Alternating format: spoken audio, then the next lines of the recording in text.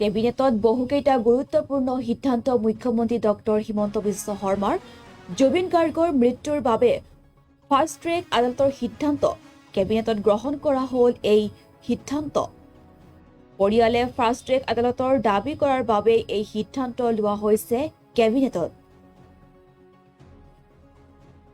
আনহাতে গণশিল্পী ৰাজীৱ শদিয়াৰ পত্নী উপাসনা বকলিয়াল গগৈক চৰকাৰী নিযুক্তি।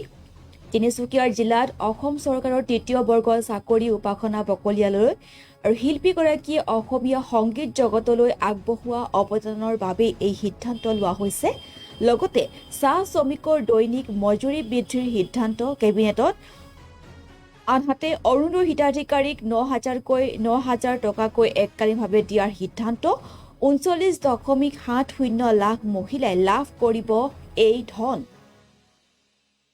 আৰু কেবিনেটত মুখ্যমন্ত্ৰী ডক্টৰ হিমন্ত বিশ্ব শৰ্মাই গুৰুত্বপূৰ্ণ সিদ্ধান্ত গ্ৰহণ কৰে।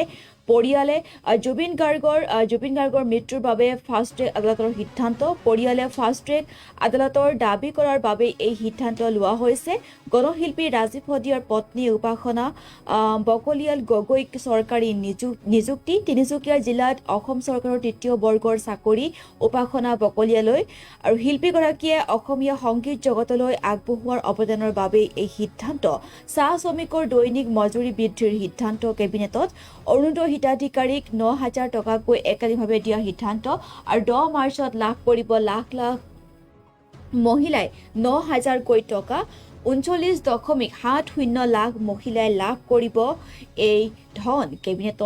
কেবিনেটৰ বৈঠকৰ পিছতে মুখ্যমন্ত্ৰী ডক্টৰ হিমন্ত বিশ্ব শৰ্মাই সংবাদমেল সম্বোধন কৰি গুৰুত্বপূৰ্ণ সিদ্ধান্ত গ্ৰহণ কৰা সন্দৰ্ভত সংবাদমেলৰ লগত ব্যক্ত কৰে। জুবিন গাৰ্গৰ মৃত্যুৰ বাবে ফাষ্ট ট্ৰেক আদালতৰ সিদ্ধান্ত কেবিনেটত গ্ৰহণ কৰা হ'ল। এই সিদ্ধান্ত পৰিয়ালে ফাষ্ট ট্ৰেক আদালতৰ দাবী কৰাৰ বাবে এই সিদ্ধান্ত লোৱা হৈছে। গুৱাহাটী উচ্চ ন্যায়ালয়ে ফাষ্ট ট্ৰেক আদালতৰ বাবে দিব এগৰাকী ন্যায়াধীশ। কেবিনেটত গ্ৰহণ কৰা হয় এই সিদ্ধান্ত। আনহাতে ৰাজীৱ শদিয়াৰ পত্নীলৈ চৰকাৰী চাকৰি। কণ্ঠশিল্পী ৰাজীৱ শদিয়াৰ পত্নী উপাসনা বকলিয়াল গগৈ চৰকাৰী নিযুক্তি। তিনিচুকীয়া জিলাত অসম চৰকাৰৰ তৃতীয় বৰ্গৰ বৰ্গৰ চাকৰি প্ৰদান উপাসনালৈ আৰু শিল্পীগৰাকীয়ে অসমীয়া সংগীত জগতলৈ আগবঢ়োৱা অৱদানৰ বাবে এই সিদ্ধান্ত লোৱা হৈছে কেবিনেটত। আৰু চাহ শ্ৰমিকৰ দৈনিক মজুৰি বৃদ্ধিৰ সিদ্ধান্ত কেবিনেটত। 1 এপ্ৰিলৰ পৰা 30 টকাকৈ বৃদ্ধি কৰা হ'ব চাহ শ্ৰমিকৰ মজুৰি। আৰু ব্ৰহ্মপুত্ৰ উপত্যকাত 280 টকালৈ বৃদ্ধি পাব মজুৰি। আৰু বৰাক উপত্যকাত 258 টকালৈ বৃদ্ধি পাব মজুৰি। আৰু এই বৃদ্ধি অন্তৱৰ্তীকালীন বৃদ্ধি। পৰৱৰ্তী ছমাহত মজুৰি 300 টকালৈ বৃদ্ধিৰ সম্ভাৱনা আছে। আৰু চাহ জনগোষ্ঠীয়ে 17টা সংগঠনৰে হোৱা মুখ্যমন্ত্ৰীৰ বৈঠকত এই সিদ্ধান্ত। আৰু লগতে অৰুণোদয় হিতাধিকাৰী সন্দৰ্ভতো কেবিনেটৰ গুৰুত্বপূৰ্ণ সিদ্ধান্ত। 10 মাৰ্চৰ দিনৰ 11 বজাত একাউণ্টযোগে লাভ কৰিব 9,000কৈ টকা প্ৰতিগৰাকী অৰুণোদয় হিতাধিকাৰীয়ে। সৰ্বমুঠ 3,600 কোটি টকা হস্তান্তৰ কৰা হ'ব 10 মাৰ্চত। আৰু 39.70 লাখ মহিলাই লাভ কৰিব এই ধন। আৰু জুবিন গাৰ্গৰ মৃত্যুৰ বাবে ফাষ্ট ট্ৰেক আদালতৰ সন্দৰ্ভত কি কৈছিল মুখ্যমন্ত্ৰী ডক্টৰ হিমন্ত বিশ্ব শৰ্মাই। এই মুহূৰ্তত মুখ্যমন্ত্ৰীগৰাকীৰ সেই ভাষ্য শুনক।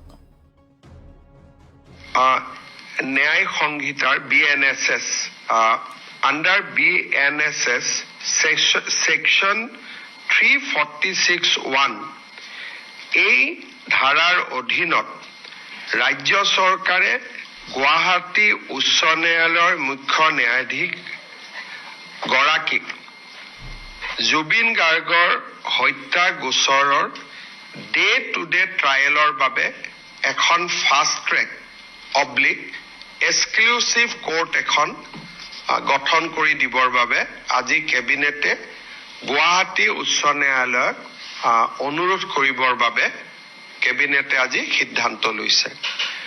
কেবিনেট সিদ্ধান্ত আমি গুৱাহাটী উচ্চ ন্যায়ালয়ৰ মুখ্য ন্যায়াধীশক অৱগত কৰিম আৰু পৰৱৰ্তী কাৰ্যসূচী বা পৰৱৰ্তী ব্যৱস্থা গুৱাহাটী উচ্চ ন্যায়ালয়ৰ মুখ্য ন্যায়াধীশ গৰাকীয়ে গ্ৰহণ কৰিব। এটা আমি ইয়াত নিশ্চিতভাৱে উল্লেখ কৰিম যে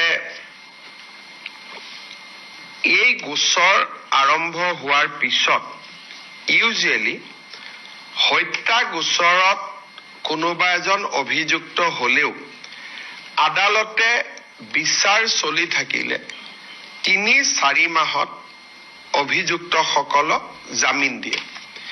কিন্তু বৰ্তমানৰ যিখন কোৰ্টত এই গোচৰটো চলি আছে, আমি দেখা পাইছো যে বৰ্তমানৰ ন্যায়াধীশগৰাকীয়ে এজনো অভিযুক্তক আজিলৈকে বেল দিয়া নাই। সেইকাৰণে চৰকাৰৰ ধাৰণা আছিলে যে বৰ্তমানৰ ন্যায়াধীশগৰাকীৰ হাততে গোচৰটো থাকিলে ন্যায়ৰ প্ৰক্ৰিয়া নিশ্চিতভাৱে সুৰক্ষিত হ'লহেঁতেন। কিন্তু আগতে আমি এটা কথা ঘোষণা কৰি থৈছিলো যে এই গোটেই ঘটনাৰ ক্ষেত্ৰত পৰিয়ালে যি বিচাৰে আমি তাকেই কৰিম। যিহেতু পৰিয়ালে ৰাজহুৱাভাৱে ফাষ্ট ট্ৰেক বা এক্সক্লুচিভ কোৰ্টৰ কথা কৈছে, সেইকাৰণে আমাৰ মতামতক আমি দূৰত ৰাখি আমি এই ঘটনাটোক বা এই বিচাৰ প্ৰক্ৰিয়াক ফাষ্ট ট্ৰেক কোৰ্টত বা এক্সক্লুচিভ কোৰ্টত আমি দিবৰ বাবে সিদ্ধান্ত গ্ৰহণ কৰিছো। গুৱাহাটী উচ্চ ন্যায়ালয়ে এজন ন্যায়াধীশ দিব, গুৱাহাটী উচ্চ ন্যায়ালয়ে গাইডলাইন নিৰ্মাণ কৰিব আৰু ষ্টেট গভৰ্ণমেণ্টে লজিষ্টিক ইনফ্ৰাষ্ট্ৰাকচাৰেল ছাপোৰ্ট দিব। হাতে কণ্ঠশিল্পী ৰাজীৱ হদিয়াৰ পত্নী উপাসনা বকলিয়াল গগৈ চৰকাৰী নিযুক্তি। তিনিচুকীয়া জিলাত অসম চৰকাৰৰ ৩য় বৰ্গৰ চাকৰি উপাসনা বকলিয়াল গগৈলৈ শিল্পীগৰাকীয়ে অসমীয়া সংগীত জগতলৈ আগবঢ়োৱা অৱদানৰ বাবেই এই সিদ্ধান্ত লোৱা হৈছে কেবিনেটত। 2025 চনৰ 13 জানুৱাৰী তাৰিখে আমাৰ সংগীতানুষ্ঠান প্ৰদৰ্শন কৰি থাকোঁতে ৰাজীৱ হদিয়াৰ মৃত্যু হৈছিল। আজি কেবিনেটে ৰাজীৱ হদিয়াৰ পত্নী উপাসনা বকলিয়াল গগৈক তিনিচুকীয়া জিলাত অসম চৰকাৰৰ ৩য় বৰ্গৰ চাকৰি এটা দিয়াৰ বাবে সিদ্ধান্ত গ্ৰহণ কৰিছে। অৰ্থাৎ ৰাজীৱ হদিয়াৰ সংগীত জগতৰ প্ৰতি থকা অৱদানক স্বীকৃতি প্ৰদান কৰি ৰাজ্য চৰকাৰে তেওঁৰ পত্নীক এটা গ্ৰেড 3 পোষ্ট দিবৰ বাবে সিদ্ধান্ত গ্ৰহণ কৰিছে। আমি যিমান পাৰো চেষ্টা কৰিম যাতে মডেল কোড অফ কণ্ডাক্টৰ আগতে যাতে এপইণ্টমেণ্টটো দিব পাৰো। আজি কেবিনেটে তাত মঞ্জুৰি প্ৰদান কৰিছে। যিমান দূৰ মোৰ মনত পৰে 2025 চনৰ 13 জানুৱাৰী তাৰিখে আমাৰ সংগীতানুষ্ঠান প্ৰদৰ্শন কৰি থাকোঁতে ৰাজীৱ হদিয়াৰ মৃত্যু হৈছিল। আজি কেবিনেটে ৰাজীৱ হদিয়াৰ পত্নী উপাসনা বকলিয়াল গগৈক তিনিচুকীয়া জিলাত অসম চৰকাৰৰ ৩য় বৰ্গৰ চাকৰি এটা দিয়াৰ বাবে সিদ্ধান্ত গ্ৰহণ কৰিছে। অৰ্থাৎ ৰাজীৱ হদিয়াৰ সংগীত জগতৰ প্ৰতি থকা অৱদানক স্বীকৃতি প্ৰদান কৰি ৰাজ্য চৰকাৰে তেওঁৰ পত্নীক এটা গ্ৰেড 3 পোষ্ট দিবৰ বাবে সিদ্ধান্ত গ্ৰহণ কৰিছে। আমি যিমান পাৰো চেষ্টা কৰিম যাতে মডেল কোড অফ কণ্ডাক্টৰ আগতে যাতে এপইণ্টমেণ্টটো দিব পাৰো। আজি কেবিনেটে তাত মঞ্জুৰি প্ৰদান কৰিছে। চৰকাৰৰ এই সিদ্ধান্তৰ পিছতে গণশিল্পী ৰাজীৱ হদিয়াৰ পত্নীয়ে সামাজিক মাধ্যমত এটা ভিডিঅ'ৰ যোগে মুখ্যমন্ত্ৰী ডক্টৰ হিমন্ত বিশ্ব শৰ্মাক ধন্যবাদ জ্ঞাপন কৰে। আজি সন্ধিয়া সংবাদ মাধ্যমৰ যোগেদি এটি খবৰ লাভ কৰিলোঁ যে অসমৰ মুখ্যমন্ত্ৰী মাননীয় ডক্টৰ হিমন্ত বিশ্ব শৰ্মাদেৱে কেবিনেট বৈঠকত এটি কথা ঘোষণা কৰিছে যে মোক তিনিচুকীয়া জিলাত এটি ৩য় বৰ্গৰ চৰকাৰী স্থায়ী নিযুক্তি প্ৰদান কৰা হ'ব বুলি।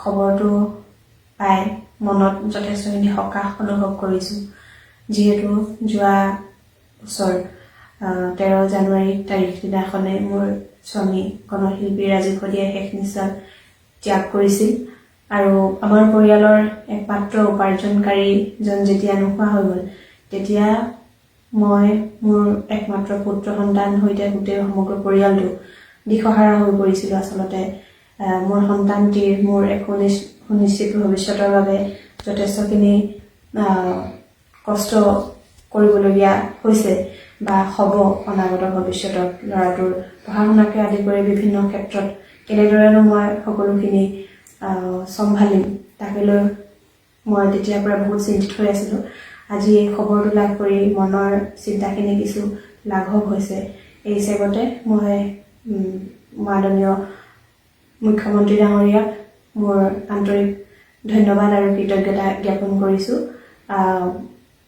আৰু যদি এই তেখেতে যি আজি ঘোষণা কৰিলে কথাটো হৈ উঠিলে মই অত্যন্ত সুখী হ'ম আৰু পুনৰবাৰ তেখেতক আন্তৰিক ধন্যবাদ আৰু কৃতজ্ঞতা জ্ঞাপন কৰিছোঁ ধন্যবাদ নমস্কাৰ আজি সন্ধিয়া